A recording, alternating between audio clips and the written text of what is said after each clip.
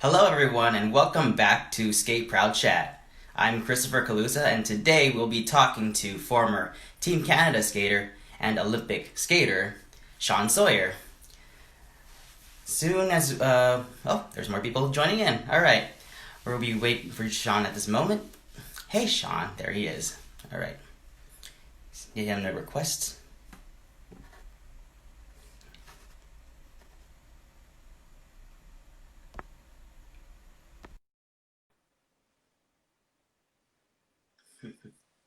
Hope everyone's having a good day. Hello. Hey, how are you? Oh my gosh, I'm so excited to see.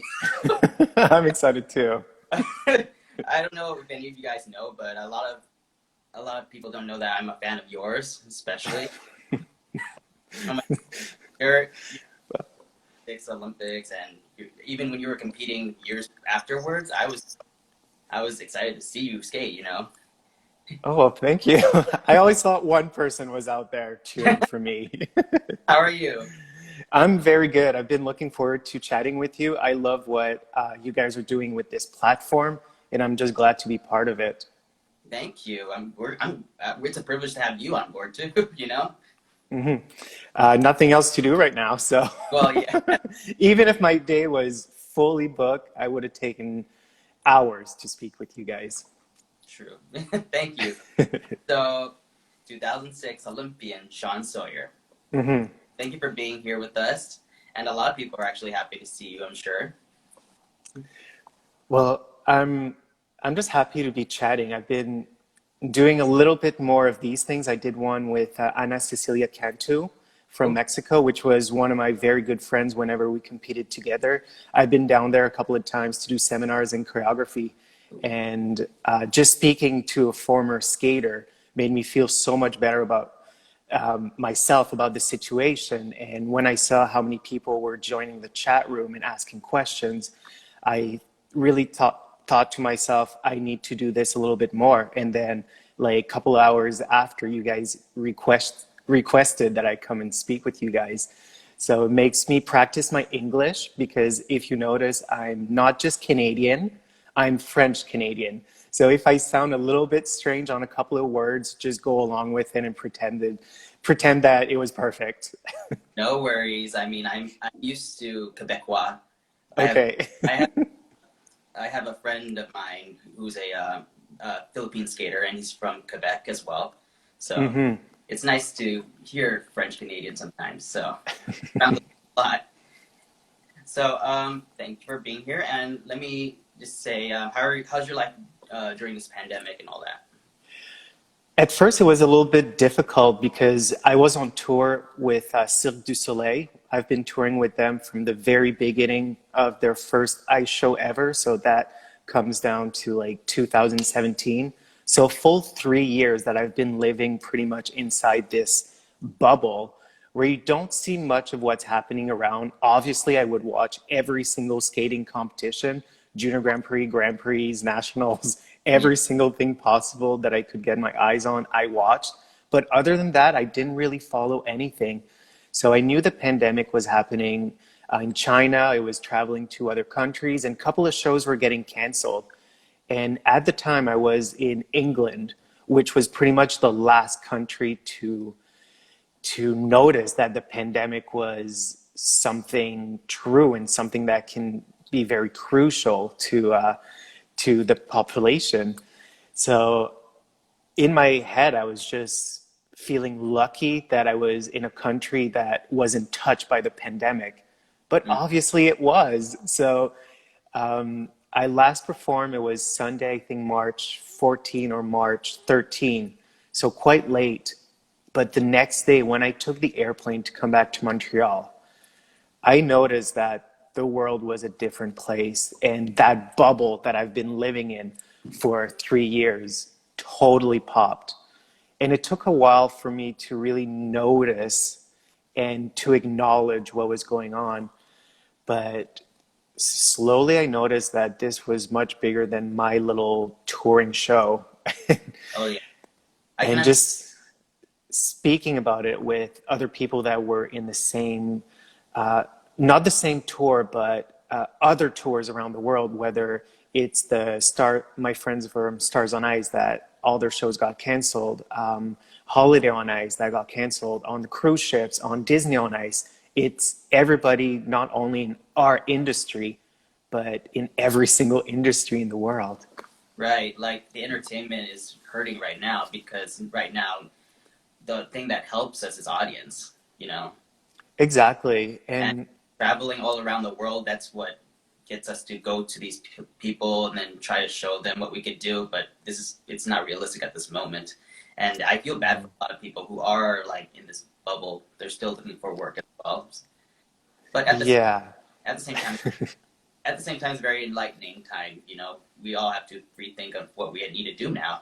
hmm No, it's a very good time to people that were very focused on one thing to expand that a little bit more.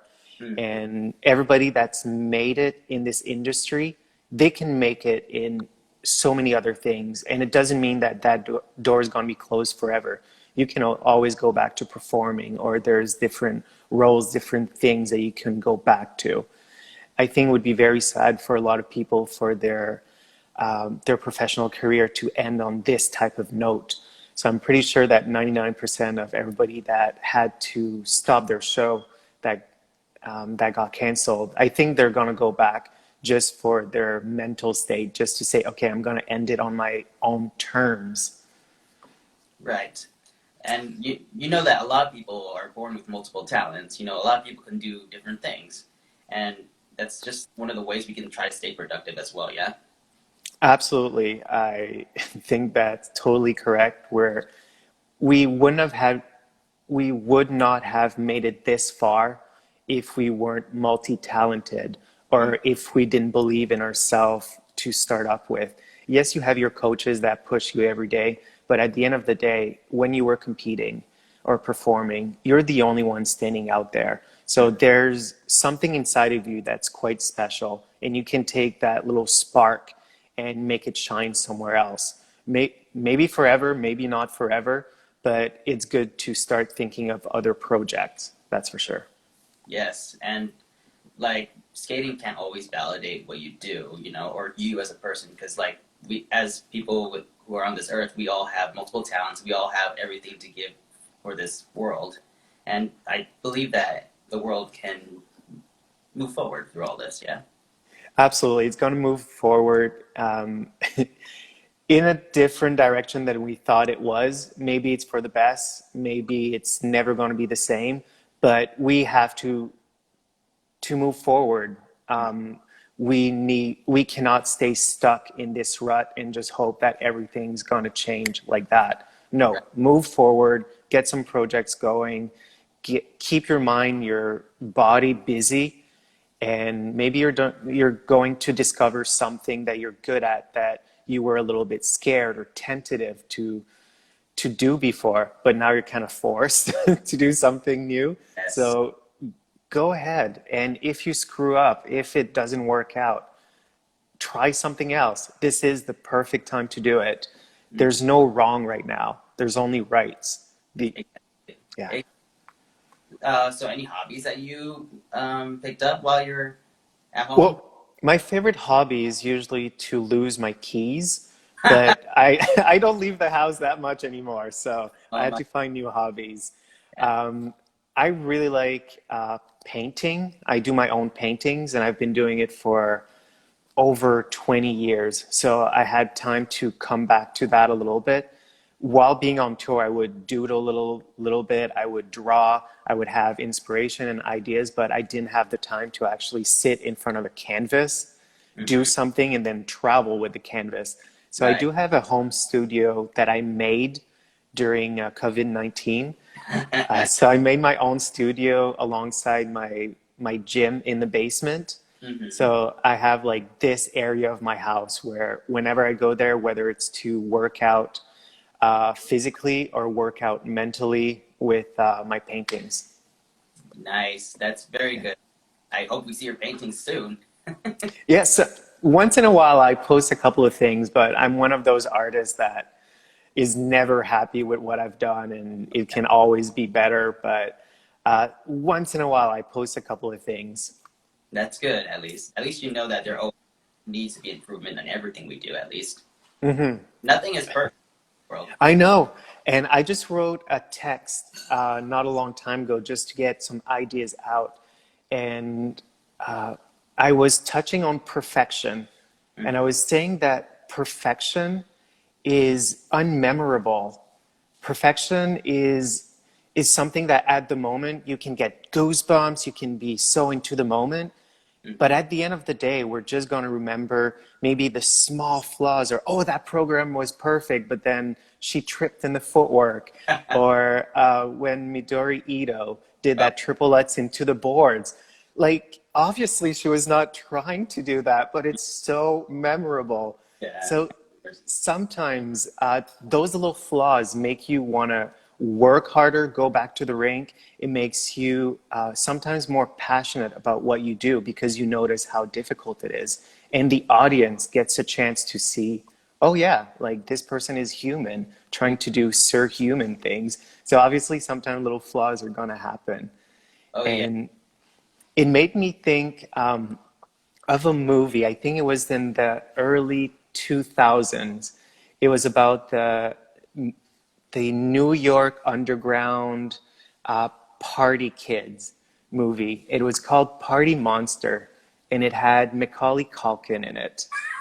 And there was a line in the movie where it said, if you have a hunchback, throw some sparkle on it and go dancing. Right. And for some reason, Sorry. that phrase stuck to me. Like, if you have flaws, if you make a mistake, like, embrace it. That's the only way how you're going to learn, you're going to move forward, and you're going to feel good about yourself. I see so many Olympic medalists that are not even happy that they're medalists because it wasn't the gold medal. At the end of the day, swallow your pride a little bit and be happy. You won a medal for yourself, for your family, for your country. So throw some sparkle on that bronze medal and be happy about it. Right. I mean, like, it's hard to even get to that level, nor is it even hard to even make the nationals in any country. Absolutely. But, And like I'm an Olympian myself, and obviously going to the 2000 Olympic Games, I was not expecting anything. I had never done world championships before. So, and I was going there. We were very fortunate. We had 3 spots for Canada. So there was Jeffrey Buttle, Emmanuel Sandu, and myself. So I knew I was not a medal contender, but I almost cracked the top 10. And that's like, that's proud. that was huge for me because I had never been on the world stage. And for some reason, I've been always a very stressful competitor. Olympics was the only competition where I felt zero stress, nothing at all. And I tried to recreate that later on in my career because I kept competing for about 5 or 6 seasons after that. And I never could get that feeling again. I would even try to trick myself. I would be at like a crappy summer competition and pretending I was at the Olympic Games to try to get that feeling again. But I was never able to recreate that. Well, it's hard to recreate something that you do feel different about. Like, especially when you have no stress in the world, next thing you know it, yet there are things that are added up out of nowhere because we all put it on ourselves sometimes. Like, we want to create it and make it better, and then we are harder on ourselves later. But then later on, after we're done competing, we have to learn to be good to ourselves. Absolutely. It's a windy road, but I've learned from it that whenever you try to go back in time and recreate something, you're never going to be able to do it. You have to be in the moment. You have to be in the now. If you're always going in the past, you're just going backwards. You're not moving forward. I always see it like a staircase. If you're trying to go upstairs and you take a couple of steps back, it doesn't mean you're never going to get upstairs eventually, but you're just not helping yourself by getting there quicker. Right. And I'm happy that you see see it that way, and I do agree with that. A lot of things will pull you back in order for you to succeed. It just makes you a stronger person. Absolutely. It's, as I said, it's a windy road. And for some reason, the second that you become a professional skater, or you quit your amateur career and you go onward to university or get a job or something, you always notice a couple of months after what you could have done differently. And, oh, I should have done this. Oh, what if I've done that? But if you would have been in that moment at that time, maybe you would have noticed these things and you could have applied it. Right. And we could all apply what we learn in skating to real life. Like, we know what works and what doesn't work. Yeah, and we know what we're capable of. If you're able to compete, let's say at nationals, in front of 12 to 15,000 people, and you have the cameras in your face, once you survive that, you can survive pretty much anything. Oh yeah, You, in front of everyone, and it could be worse. It could be worse. I mean, we've all embarrassed ourselves in front of everyone, and years go by. Hey, we're okay. exactly, and you should never be scared to embarrass yourself. Yes. You should embrace it. And lately, during the COVID-19, the lockup, I call it, being stuck in the house, I decided that something that I like doing personally was put the radio on as loud as I could without bothering the neighbors too much, and just dancing like a crazy person. Is that why you're doing all those videos? Yes, absolutely. And then I added the crazy outfits and the leggings and just the mismatch of everything, and it just made me feel good. And I started posted them just because I thought they were hilarious and funny. And I got so many messages saying, "Oh, I hope I could be as comfortable as you and so outgoing. And this is exactly the type of thing I do in my bedroom, but I would never be able to share this." And at that moment, I had never thought of myself as somebody that was comfortable in my skin, comfortable showing what I do behind closed doors. For me, I was just happy to share a little bit of something that makes me feel happy, and perhaps maybe it would make someone else feel happy. That's good. The backlash that I got from it was so positive, and knowing that I could have a positive influence like that on something as stupid as a 20-second video of me dancing my little brain out, I would have done it before. I mean, on ice shows, like you joined Cirque and you've joined other companies. I'm sure. I'm sure we had to wear costumes that made us look different and felt different. But at the same time, we're there because we deserve it and we're being paid for it. Yes, it's always good to stand out, but never try to be someone or something you're not. Take something that you already have within you and make this grow. Yep. Challenge yourself. Maybe you're going to try something that you're like immediately, oh no, that didn't work. But I'm glad I tried it, and then onward to the next thing. One of the reasons why I did Stars on Ice for 8 years, Wow. I did the Canadian Stars on Ice, and 1 year I did the US and Japan.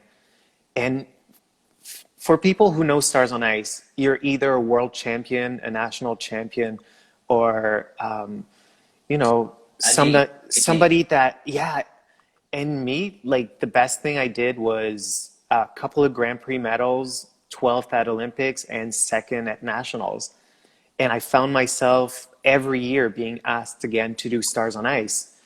And I noticed that what I was bringing to the stage, to the ice, was something completely different that most skaters would not feel comfortable doing, but I knew that the audience would have a positive feedback on it.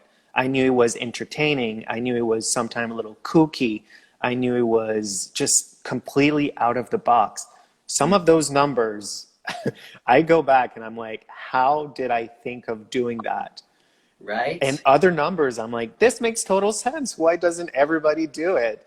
But by challenging myself and pushing the envelope, I secured myself 8 years of Stars on Ice. That is amazing. And That is amazing. That the fact that you were being called every year just to do it. every year was like, I would get the phone call and it would be like winning the lottery. I'm like, what? Again? Me? Okay, let's do it. I mean, you like, do you ever feel out of place sometimes when you're amongst other people, especially when they have like a name for themselves? Not really because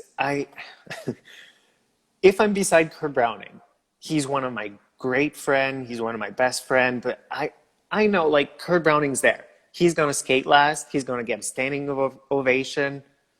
I know. I know my place in the industry. I knew I would be skating right after opening or maybe second because obviously I did not have those titles. I'm not going to skate last. I'm not going to skate in the middle of the pack. I'm going to skate during the beginning. So I'm going to get the crowd going. So Yeah, once they get to the middle pack and the Kurt Browning that's going to skate last, they're the gonna. crowd is already going to be enjoying the moment and they're going to be ready to clap even louder. So Right. I knew my place, so I never felt out of place. That's awesome. Very good. Hmm. And the fact that you transitioned from show skating and from competition to show skating, and Hmm. there's like a stigma sometimes when it comes to athletes becoming show skaters, and at the same time just every competition is like an ice show pretty much, but it's just with more difficult things. Yeah. Yeah. Well, some of you don't know this, but I did not like competing. Mm, Competing for me was not something fun. It was just another moment to not be as happy with myself as I wanted to be. The only thing I liked about competition was the gala after the competition. So I would always read in the, you would get a little pamphlet that would say about the competition, and they would always say that the Sunday gala would have either the top three, the top four, or the top five. So mhm. whatever that number was, that was my goal for the competition. Right. And the only reason I did the short and the long program was to get into that gala because I knew if I would get to do the show, I would get to showcase another part of my skating that I was not able to showcase in the technical program, the short or the long program. And whenever I did an ice gala after a competition, I always got emails to ask me to do shows in Germany, in Japan, in China. So there was always an outcome after that. So the competition wise, I didn't really get anything out of it. But if I made the gala, I knew that there was going to be an opening after that. That's awesome, and it's a privilege to have you even join the galas as well. Hmm. Most people are like, oh, I don't feel like doing it. We don't even get paid for it. Yeah, I'm like, oh my God, Deserve to I came last, but can I still do it? You deserve to be there in front of everyone. All right. So from show life, what is one of the things you could learn from skating that you could bring to the real world? Ooh, skating to the real world. Patience, patience. Because those of you who have put together an entire production, like doing the show, that's no problem. The show's done. It's set. It can evolve a little bit, but making the show is hours and hours and hours of working on something that you believe 100% in, and then it just gets scrapped. Then you try something else, gets scrapped, something else, and then the deadline of the opening night is getting closer and closer and closer, and you start being very anxious about the end product. And then you do the opening night, you get standing ovation. You're like, oh, why was I stressed? So whenever in life I get really stressed and anxious about something that I don't have fully control of, and that I know that I'm going to work really hard for, and maybe there's not going to be any positive outcome out of it, I know that somehow, if I keep working hard at it, something positive is going to come out of it. Wow, I love how positive you are right Yeah. now. Ooh, I feel so zen listening to you right now. It's so easy to be caught up in the negative. And when you get caught in the negative, it's very hard to get out of that. It's happened to me a couple of times, touring with Cirque and doing 300 shows a year. You Ooh, have weeks that it's a little I, bit more difficult, but it's so hard to get out of that negative mental state. So you can acknowledge the negative, see if you can do something about it now, if you can do something about it in the future, and then try to put a positive spin on it. oh my goodness, that's good. That is good. Seriously, I feel happy having you on right now Thank because you. it is something that a lot of us need right now, especially during these times. Yeah, um, people are um, people are having a little bit of difficulty finding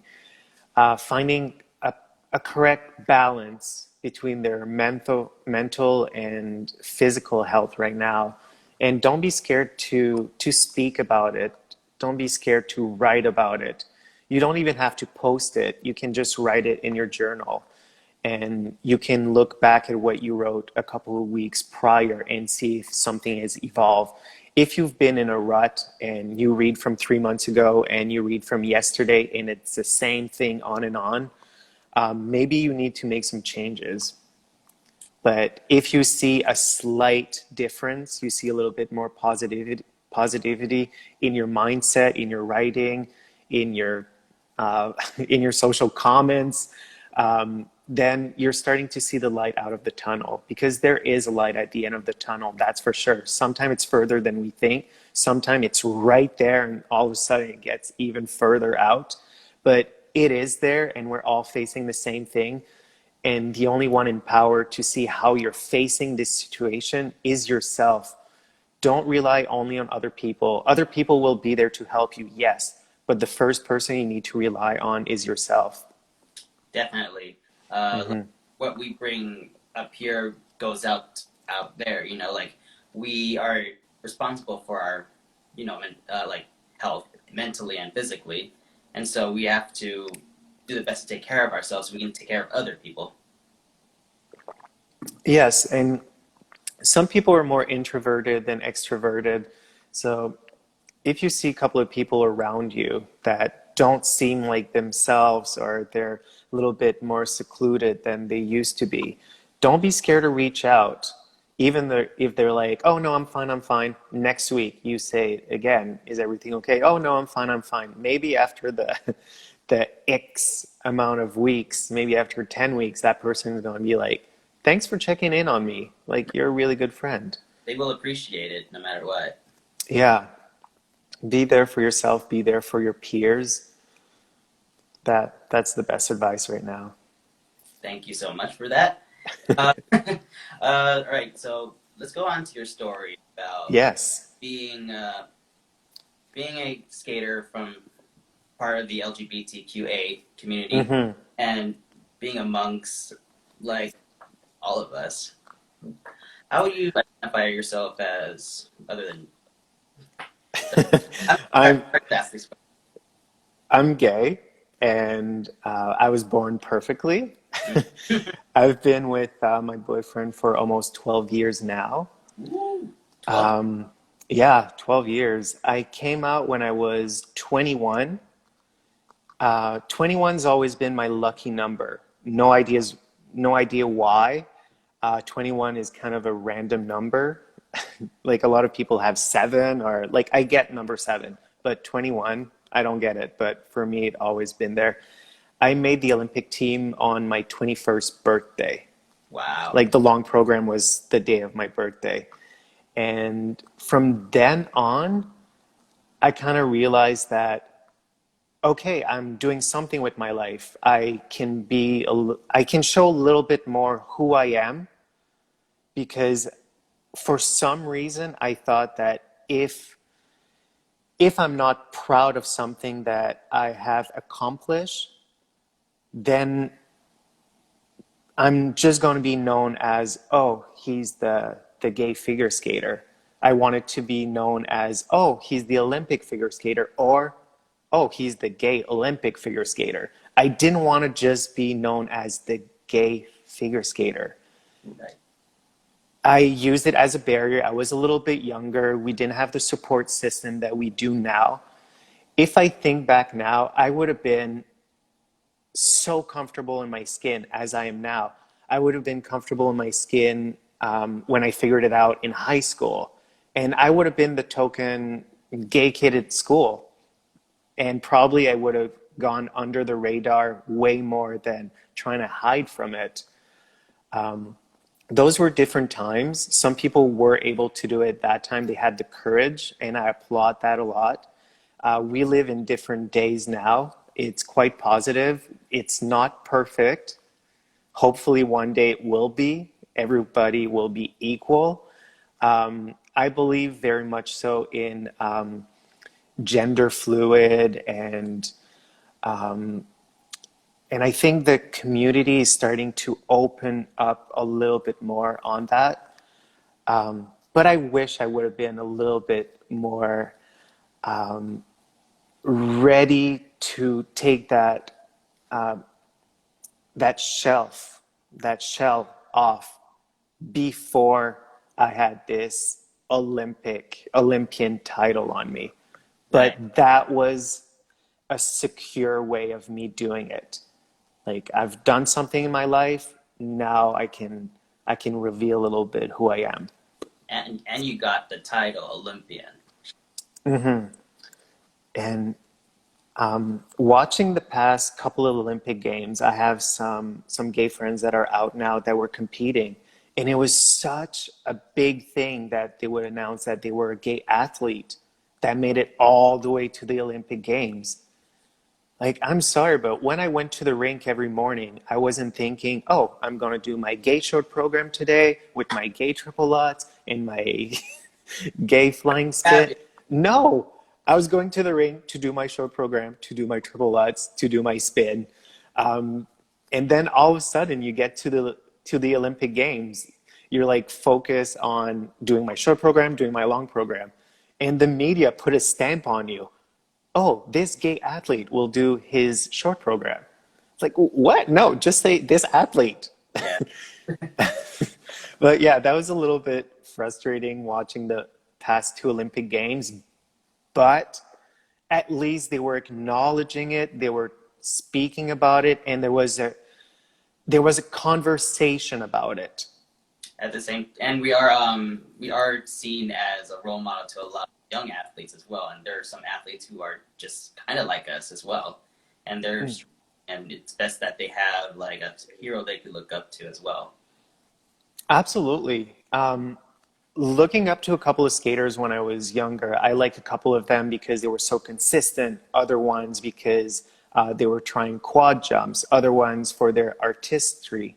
And maybe if there was an out skater, I would have seen that, okay, this person's comfortable in their skin. They're out, but they're still nailing an 8 triple program. There was no quad at that time, but they're still nailing 8 triple program and they're winning medals. So yes, obviously I would have had a role model. Mm. And what would you like to tell to other kids who are in the situation as well? Everybody's unique, everybody's different. Obviously, when you do anything like coming out of the closet or speaking about it or just asking questions, you have to do it at your own pace. You have to feel that you're surrounded by the right people, and you need to be honest. If you can be honest with yourself, you cannot be honest with other people.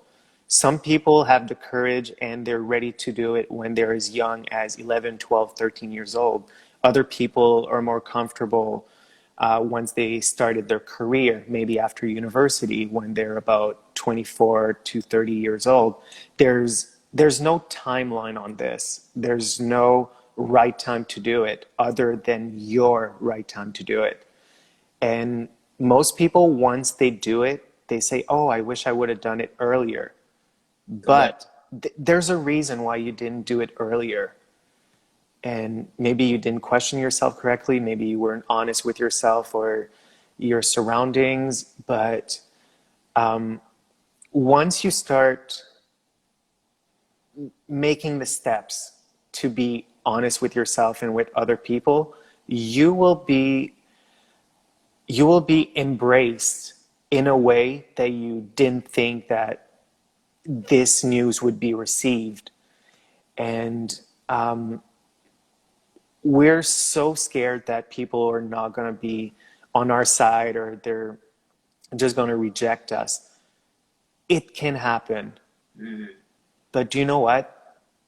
Most of the times, you're embraced by the people that truly love you, and you feel a lot of love from your friends, from your family, from your coaches, from the people at the rink. And I know it's scary, but do it at your own pace. Do Yeah. it in a way that you feel comfortable doing it. Don't don't say, "Oh, this person did it that way. I'm going to do it exactly like that." Unless that makes you feel comfortable about it. Right. Don't push yourself to doing something you know you're going to, feel stressed about. Do it when you're ready. You know. Exactly. Who's And who's your sorry? Who's your support system? at that time, my support system was my training mates. I was training alongside a couple of people that also made the Olympic team in 2006. And I had a couple of friends on the team that were already quite open about their sexuality. Hmm. So they were some of the first people that I told, and I was totally embraced. And I'm very proud that I did my Olympic journey out of the closet. Hmm. Obviously, I was not screaming it on top of my lungs, but me as a person, I'm glad that I went through this journey being true to myself and being my true self. Be true to yourself. Be good to yourself. Exactly. Yeah. It's awesome having you on right now. By the way, there's a lot of positivity going on, and you're kind of as well helping me up. You're uplifting me as well. Let's listening.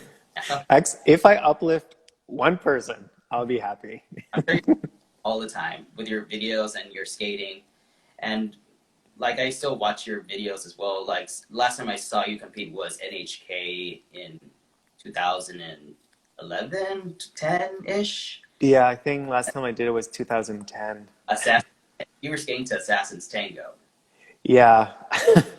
I, I was, this season, 2011, I did it as a bonus season Mm-hmm. just to try new things completely out of the box, do my own unique thing that I've never been able to do in competition that I would usually do in shows. So I decided to mesh those two together, and it was a bonus year. So whether I won or came last, I didn't really care. I just wanted to show different content, different things that I could do. And it ended up being one of my best years. Yeah, I did the Assassin Tango for my short program, which I incorporated more of the cantilever, more of my flexibility. I did my own long program, my own choreography. I always work with David Wilson, love David Wilson. I love it.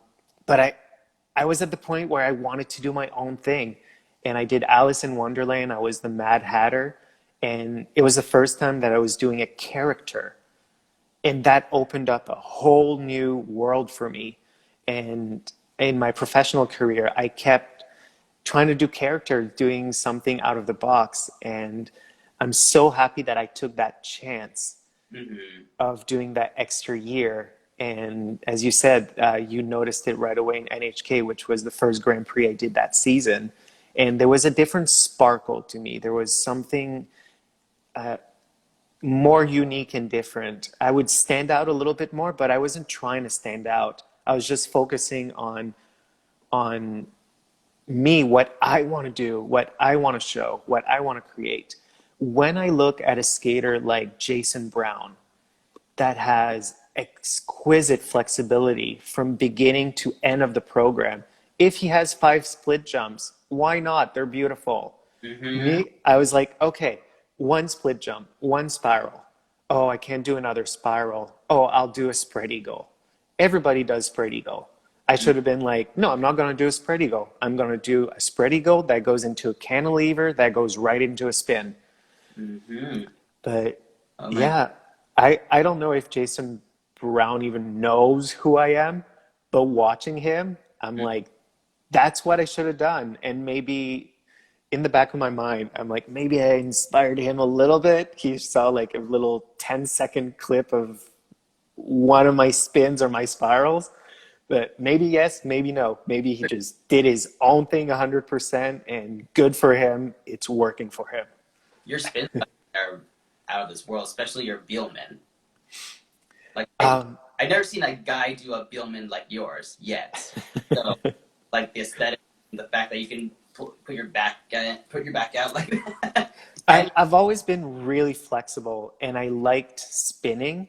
So Mhm. I like meshing the two together and I like doing things that boys don't usually do because you instantly get a response from the crowd. Figure skating crowd are very intelligent. They know the sport. They know the difference between a quad, between a triple, and a double. They know the difference between what girls usually do, what boys usually do. So now that girls are doing quads, it's become more of a normal thing, even though it's not a normal thing for me yet. I'm yeah, still like standing ovation in my living room whenever I see a girl do a quad. But it's the same thing for the Billman. Whenever you saw a boy do a Billman, in instant gratification, it instantly, you know that they know that this is something out of this world, out of the ordinary. it's best to be that way sometimes too, because that way you're more memorable. Exactly. And that So, and that spin you do, that ice spin where your leg is all the way up there, mhm. you're still doing it today in shows. Absolutely. That's a spin that I invented. Most people that do the Y spin, they do it backwards. I Mhm. do it forwards. So in order to actually get that position, I have to dislocate a little bit my left hip. So I go from like a I just front felt split to a middle split. And I have to contort my body in a way that I stay on a flat edge or else I get on an outside edge and it doesn't give the same look. And the I funny thing about this spin is that the first season that I did it was the first year of the new system, and they didn't count it because it didn't go in any of the criterias. So it mhm. just counted as I was doing a front upright spin. And the next year, I was in the ISU rule book saying that this was the definition of a difficult upright spin. Look at you getting a Yeah, book. from it doesn't count to this is what you need to do to get a level. You're in the books forever then. Yes.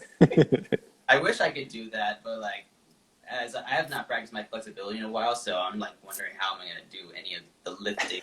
And because like as you get sometimes if you don't practice it, if you don't practice in general, it everything changes and you can't Oh, do it yeah. anymore. Like And either you're warm or you're cold makes a huge difference. I can't like before I used to be able to put my leg up to here, but now it's right here. Like it's just crazy how like our generation is still skating and I'm still part of that generation. And it's kind of inspiring to see skaters still skating even if they did quit and they're just doing what Mhm. they do.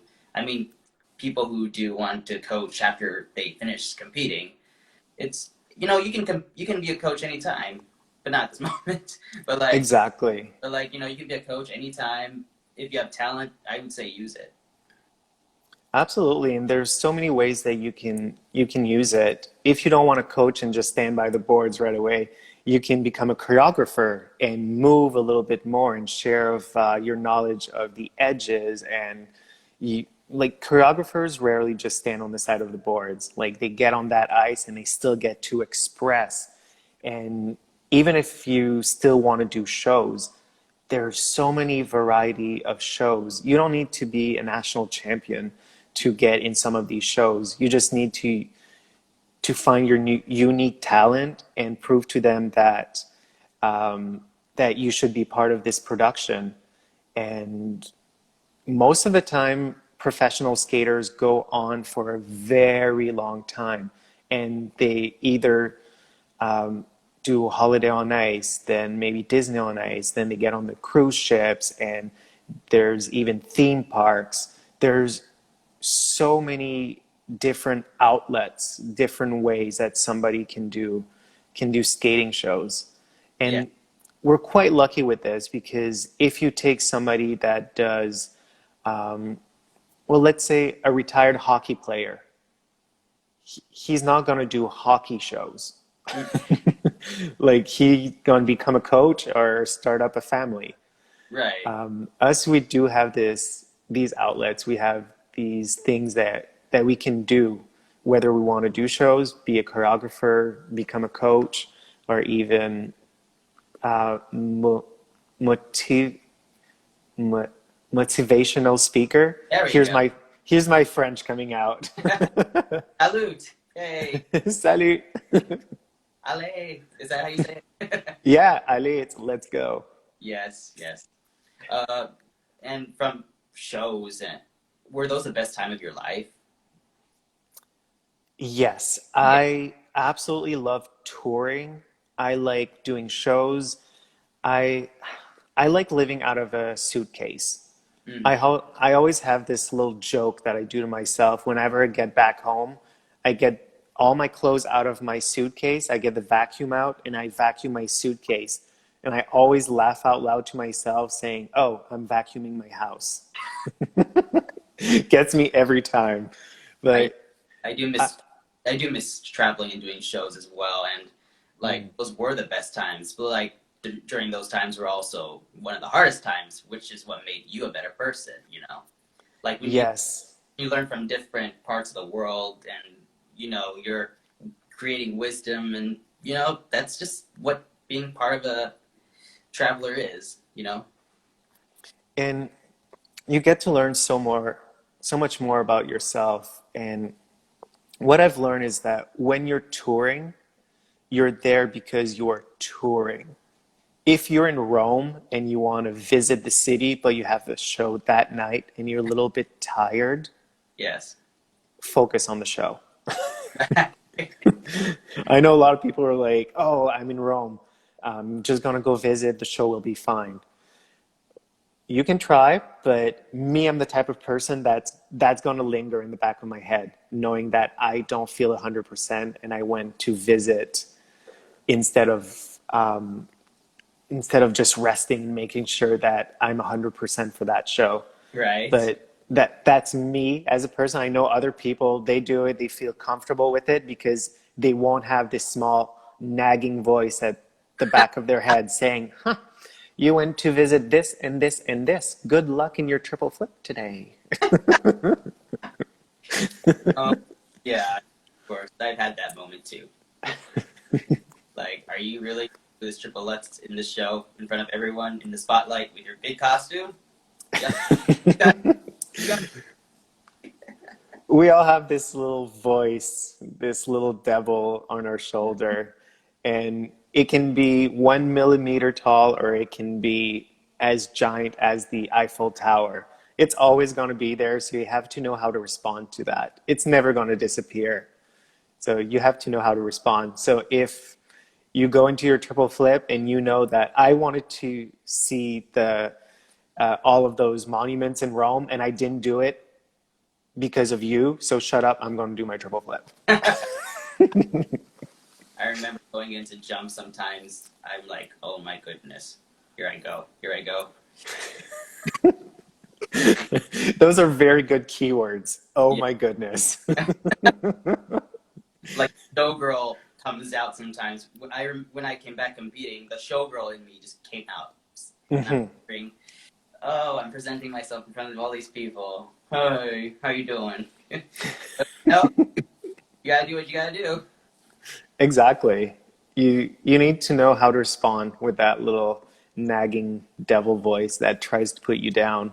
I think it's called a saboteur. Oh yeah, sabotage. Yeah, like sabotaging yourself. Yeah. So you have to learn how to cope with that and how to respond to that. Yes, definitely.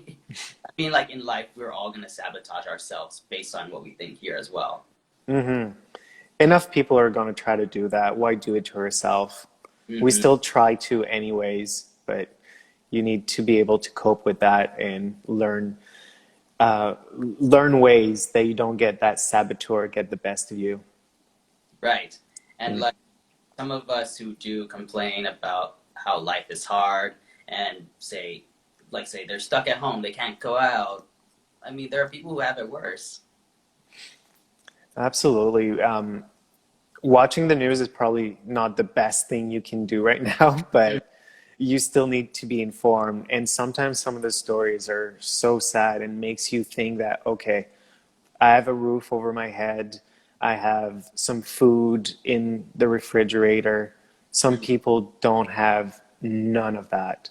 Hmm. So, yeah, I do watch the news, not to feel better about myself, to be informed, Yes. but it makes me realize that I shouldn't complain about where we are now. I should just be patient, wait it out, try to be as positive as I can, and when we finally reach the light at the end of the tunnel, I know that I will be ready to move on and not look back at this. Just 100% go.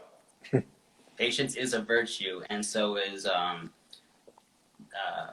how can I put this? Being humble with what we're doing. Yes, being humble is very, very important. You cannot take yourself too seriously. You need to joke about yourself, and that's part of being humble, I think. Because if you take yourself too seriously, you're not going to have fun in life. People are not going to have fun watching you. They might remember you because you've done some great things in your life, but they're not going to want to get to know you. They're not going to want to pursue what you do after your amateur career. But being humble, that's what draws people in. Perfect example, like Kurt Browning.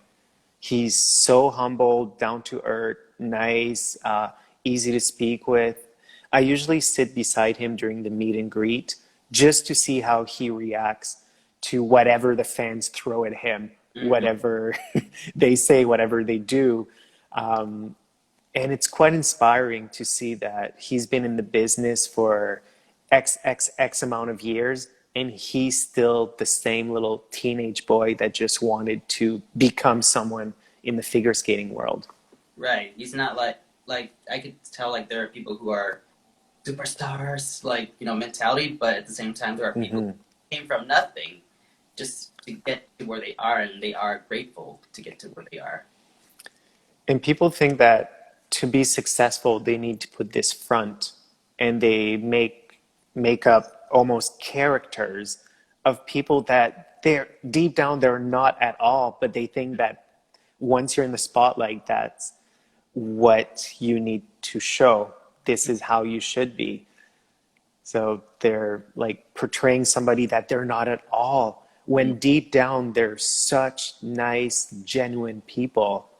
I wish they would put more emphasis on that, because at the end of the day, they're going to touch a lot more people showing what they have within than putting on a mask.